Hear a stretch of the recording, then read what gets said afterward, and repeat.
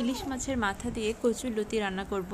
এর জন্য কচুরলতিগুলো ভালো মতো ধুয়ে নিয়ে কড়াইতে দিয়ে দিলাম, সামান্য পরিমাণ জল দিলাম। এর মধ্যে 3-4টে লেবু পাতা দিয়ে দিব সুন্দর একটা স্মেল আসার জন্য। সামান্য হলুদের গুঁড়া দিব,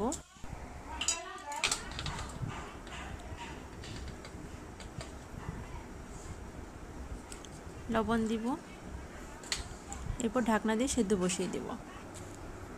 এখানে আমি ফোড়নের জন্য কালো জিরা নিয়েছি, কাঁচা লঙ্কা, আর এখানে আছে রসুন কুচি ও শুকনো লঙ্কা।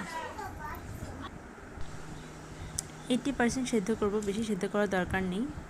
চাকনিতে ছড়া দিয়ে দিলাম, লেবু পাতাগুলো ফেলে দেব, আর ইলিশ মাছের মাথাগুলো লবণ হলুদ দিয়ে হালকা ভেজে নেব, বেশি ভাজার দরকার নেই।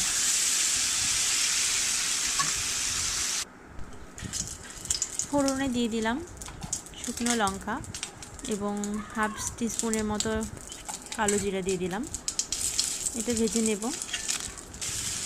তারপর দিয়ে দিলাম রসুন কুচিটা কিছুক্ষণ ভাজার পর এর মধ্যে লতিগুলো দিয়ে দিব। তারপর মাছের মাথাগুলো দিয়ে দেব, তারপর কিছুক্ষণ ভাজব। এরপর হাফ টিস্পুনের মতো হলুদ গুঁড়া দিয়ে দিলাম, লবণ দিয়ে দিলাম পরিমাণ মতো, ধনিয়া গুঁড়া দিতে পারেন অল্প পরিমাণে। তারপর এটা কিছুক্ষণ রান্না করব, হয়ে গেলে নামিয়ে নেব। ব্যাস, আমার রান্না করা শেষ। ভালো লাগলে অবশ্যই সাবস্ক্রাইব করবেন।